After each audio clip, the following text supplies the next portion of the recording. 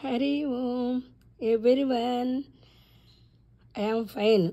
మీరు కూడా వినాయకుడి దయ వల్ల ఫైన్గా ఉంటారు, ఉండాలి కూడా. ఏమనుకోను నిన్నేమనుకోను. వినాయక వాహనం ఎలుక. How is it? I'm prepare it. Okay, ఇవాళ నేను ఒకటి చెప్పాలనుకుంటున్నానమ్మా.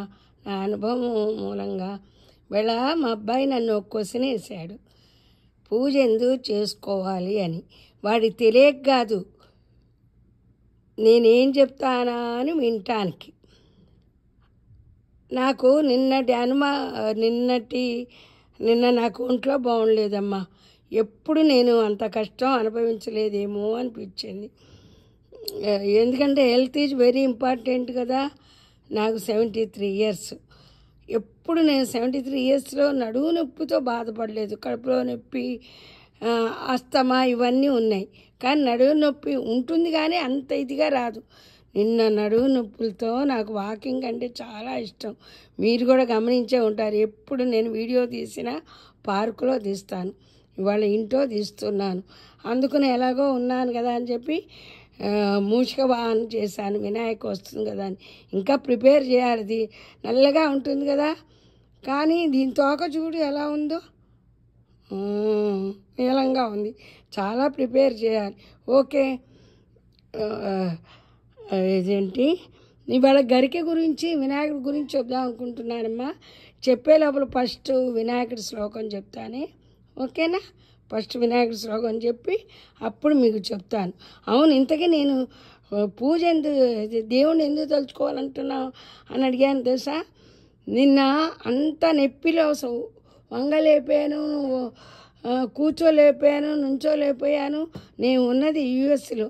నాకు ఇది లేదు, దాని పేరేంటారు, రోగం వస్తే చూపించుకోవడానికి అదేదో ఉండాలి కదా, అవేమీ లేవు. అప్పుడు నేను వినాయకుడిని తలుచుకుంటూ రామకోటి రాసుకుంటూ వంగలేను, కూర్చోలేను. నా జీవితంలో నిన్న పడ్డ బాధతో ఇవాళ వాకింగ్కి వెళ్ళొద్దన్నారు. సరే అని చెప్పి ఇంట్లోనే ఉన్నాను. కొంచెం తగ్గిందేమో, పెయిన్ కిల్లర్ వేసుకున్నాను. వంగలేను, పడుకోలేను, కూర్చోలేను, బాత్రూంలోకి వెళ్ళలేను.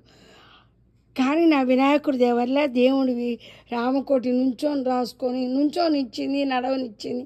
మెల్లిగా అడుగులు వేస్తూ నడుస్తూ పిల్లలు, మనమళ్ళు, కొడుకు, కోడలు అందరూ భయపడ్డారు. ఆసుపత్రికి తీసుకెళ్ళడానికి ఈవిడికి ఇన్సూరెన్స్ లేదా ఏంటా అనుకున్నా. ఓల్డ్ ఏజ్ కదా, తొందర గుర్తురాదు. ఇన్సూరెన్స్ లేదు, యుఎస్లో ఉంది, ఎలాగని భయపడ్డారు. ఆ వినాయకుడే నాకు ఆసుపత్రికి వెళ్లకుండా ఒక్క టాబ్లెట్తో తగ్గించాడు. ఏదో పాపం చేశాను, రోగం మూలంగా ఆ పాపాలు పోతాయి.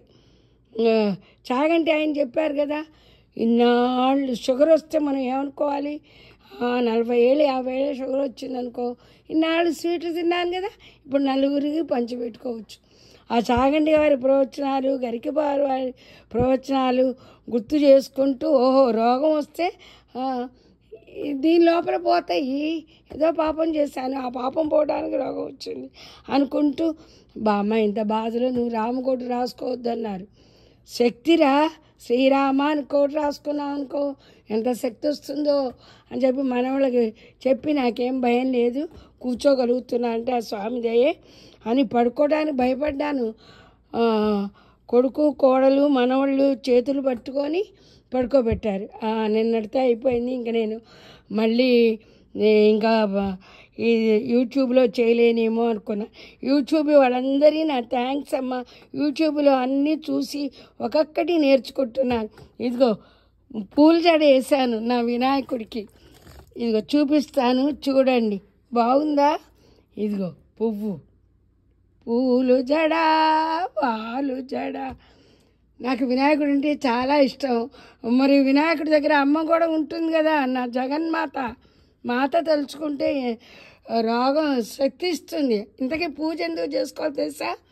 మనం తెలిసి తెలియక పాపాలు చేస్తాం. ఆ పాపాలు పోవాలంటే రోగాల ద్వారా పోతాయి. ఆ రోగాలు శక్తి అనుభవించాలంటే, శక్తి రావాలంటే నడువు నొప్పి వచ్చింది, అది తగ్గాలనుకో రామా వినాయక అనుకుంటూ ఇచ్చేసామనుకో తగ్గిపోతుంది. ఆ నొప్పి తగ్గించాలంటే మన దేవుని పూజ చేసుకోవాలి.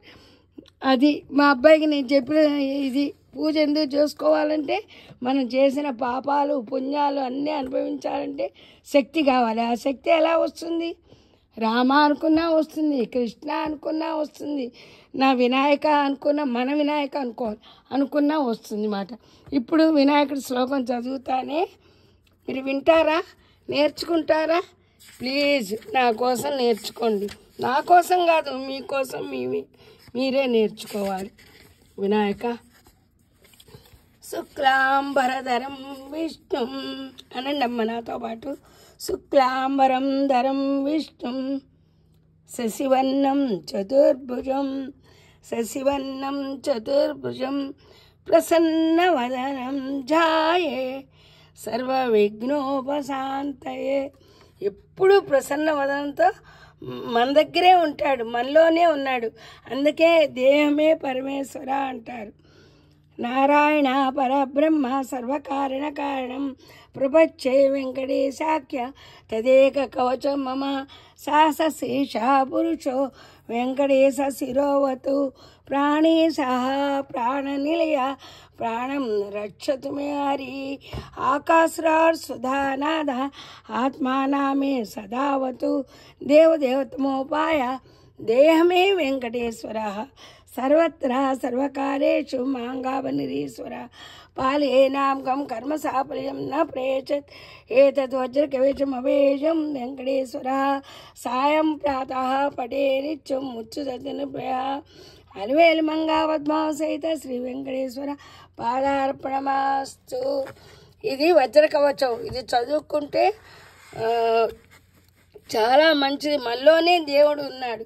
నాకు చెప్పడం రాదు, నేనే గురువుల ద్వారా అవన్నీ వింటూ చెప్తున్నా. ఇదిగో చిన్న గొడుగు చేశాను, ఫ్లవర్ వాజ్ బాగుందా? ఇదోనా గుడ్డతో చేసిన ఫ్లవర్.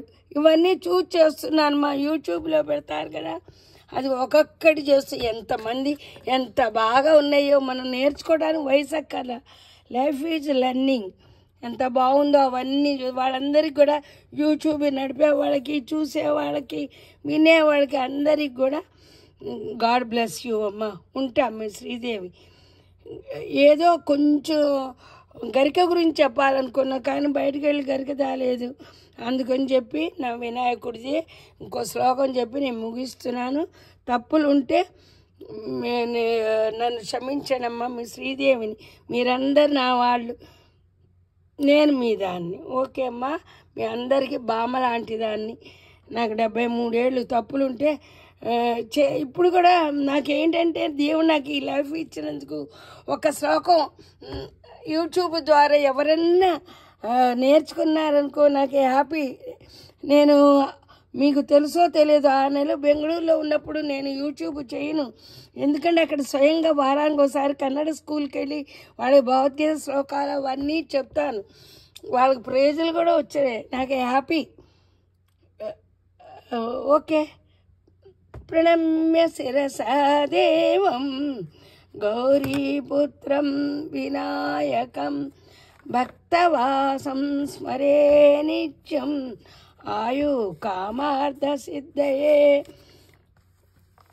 శివశ్లోకం ఒక్కటి చెప్పి, అమ్మవారిది శివుడిది ఒక్కటి చెప్పి, మంగళవారం కదా, శ్రీమాత వల్ల ఇవాళ నా ఆరోగ్యం బాగుంది, మనందరి ఆరోగ్యాలు బాగుంటాయి.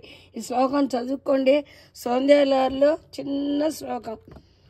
ఓం శివశక్తాయుక్తో యతి భవతి శక్త ప్రవహితుం నచే దేవం దేవో నకలు కుశలా స్పందిత్మపి అతస్త్వాం ఆరాజ్యాం హరి హరి విరంచదభిరపి ప్రణంతుం స్తోతుం కథమకుత పుణ్య ప్రభవతి అవిద్యానాం అంతస్తిమిరమీర దీపనగరీ జడానాం చైతన్యస్తబకమకరంద శృతిఝరీ దరిద్రాణాం చింతామణి గుణనిక జన్మజల్దో నిమగ్నానాం దష్టామురరిపువరాస్య భవతి. ఓం శరజ్యోషాం శుద్ధాం ససితజటాజూటమకుటం వరత్రా సత్రాణా స్ఫటికకుటిగా పుస్తకకరుం సృకుర్నత్వా నత్వా కథమివ సతా సన్నిధతే మధు క్షీరా ద్రాక్ష మధురమృతిణ పుణితయా శ్రీశైల బ్రహ్మరామిక మల్లికార్జున స్వామి అర్పణమస్తు. ఈ సౌందర్యాలలో ఈ 3 శ్లోకాలు చదువుకుంటే అన్ని శ్లోకాలు చదువుకున్నట్టే. అమ్మవారే చెప్పారు కదా. సరే ఉంటాం. మీ శ్రీదేవి. బాయ్.